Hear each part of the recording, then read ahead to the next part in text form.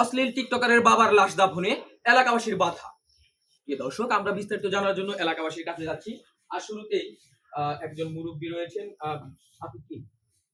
আমি এলাকার মানে মেম্বার। প্রিয় দর্শক, মেম্বারের কাছে শুনবো আসলে বিষয়টা কি। বিষয়টা হলো, এই মেয়েটা এই অশ্লীল টিকটক করে আমাদের এই সমাজটাকে নষ্ট করছে। সমাজে কোথাও আমরা মুখ দেখাতে পারি না। এই মেয়েটার জন্য নানান অশ্লীল টিকটক করে সে নানান কাহিনী করছে। আর এইটা হলো এই বাপ যে মারা গেছে, এর বাপ এটা প্রশ্রয় দিছে। এই মেয়ে যত টাকা কামাইছে এই বাপ দিয়ে দিছে। এই বাপ পায়া তাকে দিনে দিন এটা প্রশ্রয় দিয়ে সেই করছে। সেই কারণে আমরা তাকে সমস্ত করছি। ঠিক আছে, করার পর যেহেতু দেখছি যে সমস্ত করছি, তো এই লোকের লাশ তো আমরা আমাদের মানে আমাদের অবস্থায় দাফন দিতে পারি না, এটা হয় না। আচ্ছা, বুঝতে পারছি। আমি প্রয়োজনে আবার আপনার কাছে আসবো। আপনি আপনি এলাকাবাসীর অভিযোগ হচ্ছে আপনার স্বামীর কোনো বাধা বিপত্তি ছিল না, তার মেয়ে যে অশ্লীল টিকটক বা ভিডিও বানায়। তাহলে আপনি একটু কখনো বাধা দেননি আপনার মেয়েকে? আমি সবসময় আমার মেয়ের নিষেধ করছি, তো মা এখন বড় হয়েছ, এরকম খারাপ ধরনের ভিডিও বানাইস না। আমাকে সমাজ আছে, মানুষের কয় কি, আমার কোনো কথাই শুনে নাই। আপনার স্বামী নিষেধ করেনি বা শাসন করেনি? আমার স্বামীটা মারা গেছে, কিন্তু যেটা সত্যি আমি ওটাই করি। আমার স্বামী আমার মেয়েরই প্রশ্রয়টা দিছে, এর কারণে আমার মেয়েটা এরকম হয়েছে। ওনার চাহিদা ছিল খালি টাকা। আমার মেয়ে টাকা কোথেকে আইনা দিছে না দিছে এটা কোনোদিনও জিজ্ঞেস করেন নাই। উনি তো এখন মৃত ব্যক্তি। আমি চাই এলাকাবাসীর কাছে আমার একটাই অনুরোধ, যেহেতু মানুষটা মরে গেছে তার অন্তত দাফনটা করা হয়। হ্যাঁ, আপনার পক্ষ থেকে এ দাবি ঠিক আছে। তো প্রিয় দর্শক, আমরা আরো কিছু গ্রামবাসীর কাছে বা এলাকাবাসীর কাছে জিজ্ঞেস করবো তাদের মতামত।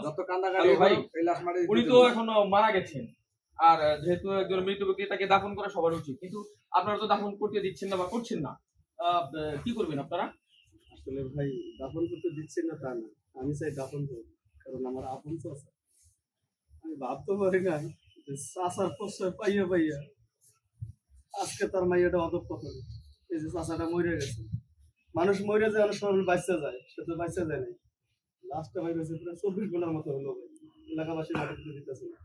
এলাকাবাসী যে খারাপ কিছু করতেছেন না ভাই, তাও ঠিক আছে ভাই। ওই এমন অশ্লীলতা করতো। আর অনেক সময় বিয়ে বাড়িতে যাবে, ডান্স প্রোগ্রাম করতো ভাই। ওর এমন পোশাক ছিল ভাই, এমন টাইপের পোশাক করতো, মানে যে কোনো একটা লোকের গায়ের লোম ধরা যেত ভাই। আমি যখন স্বাস্থ্য ভাই, মানে আমারও নিজের খারাপ। হ্যাঁ, বুঝতে পারছি। আপনি এক্সপ্লেইন না করে আচ্ছা আপনি বলুন তো। ঘটনা হচ্ছে যে তার মেয়ে যে অশ্লীল পোশাকে ড্যান্স করতো, যদি তার বাপ তাকে প্রশ্রয় না দিত, যদি প্রতিবাদ করতো, তাহলে তো মেয়েটা খারাপ হইতো না। এখন আমাদের এলাকার মেম্বার সাহেবের কথা, এই লাশ মাটি হবে না, আর মেম্বারের উপর আমরা কথা বলবো। আর যদি মাটি দেয়, মাটি যদি দেয়, তাহলে এই গ্রাম ছাইরা আরেক গ্রামে গিয়ে মাটি দেবে। বুঝতে পারছি। প্রিয় দর্শক, আপনারাও বুঝতে পারছেন যে এই মৃত ব্যক্তিটির আসলে ভাগ্যটা খারাপ, এবং এই ভাগ্য খারাপের জন্য সে নিজে কতটা দায়ী আপনারা জানেন। এবার আমি সেই টিকটকার যার কারণে এত কিছু, মানে এই গল্পের সেন্ট্রাল ফিগার, আমি তাকে জিজ্ঞেস করব, আপনার মা পছন্দ করে না, এলাকাবাসী পছন্দ করে না, বা সম্মানের দিকে না তাকিয়ে আপনি অশ্লীল ভিডিও কেন বানান? আমার ভালো লাগে, আমি তাই বানাই। এখন বর্তমান যুগে তো সবাই বানায়, এতে আমি তো দোষের কিছু দেখি না। এখন আপনি দোষের কিছু দেখেন না, যে কারণে হচ্ছে এলাকাবাসী আপনার বাবার লাশ দাফন করতে করছে না, তাহলে এই বিষয়ে আপনি অনুতপ্ত নন? আমি কি বলবো, যখন লাশ পচা গন্ধ বের হবে না, তখন এমনি মাটি দিবে। চিন্তা করছেন এই মাইয়ার মনে নাই, একটু ভয় নাই, হ্যাঁ একটুও ভয় নাই ওর ভিতরে।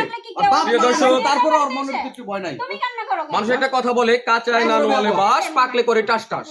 কথাটা কিন্তু সত্যি। সে অশ্লীল ভিডিও এবং টিকটক করে এমন একটা পর্যায়ে এসে পৌঁছেছে, তার বাবার মৃত্যু হলেও সে অনুতপ্ত নয়, এবং তার কণ্ঠস্বর কিন্তু এখনো বলিষ্ঠ। একজন বাবা মার উচিত তার সন্তান কিভাবে মানুষ হচ্ছে, কোন পথে হাঁটছে তা দেখা, মনিটরিং করা, এবং সঠিকভাবে সন্তান মানুষ করতে না পারলে এইরকম একটা অবস্থার মধ্যে যে কেউ পড়তে পারে। আমাদের ভিডিওটি শুধু এইটা দেখানোর জন্য যে আমরা আমাদের সন্তানদের সঠিকভাবে মানুষ করব, তাদের কারণে যেন আমাদের মৃত্যুর পরেও কোনো সাফার করতে না হয়। Thank you very much. ভালো থাকবেন, অপেক্ষা করবেন পরবর্তী ভিডিও।